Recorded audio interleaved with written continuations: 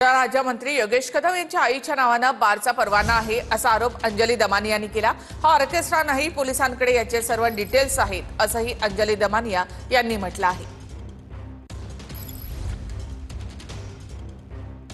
देशाचं परमिशन आहे, dance bar नाही, ते डान्स बार नाही। आमची बदनामी करण्याचा जो प्रयत्न केलाय तो चुकीचा दिशाभूल करणारा आणि आमची बदनामी करणारा आहे।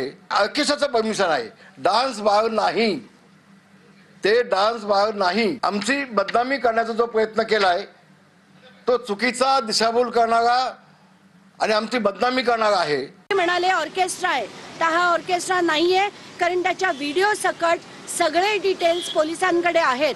यानंतर जेव्हा कळतंय की त्यांनी सांगितलं की माझं नाव होतं पण मी ते चालवायला तिसऱ्याला दिलं होतं, तर चालवायला दिलेलं नव्हतं, कारण परवानाच मुळी योगेश कदम यांच्या आईच्या नावावर आहे आणि जी बाकीची माणसं होती ती मॅनेजर, कॅशियर म्हणजे ती नोकरदार माणसं होती।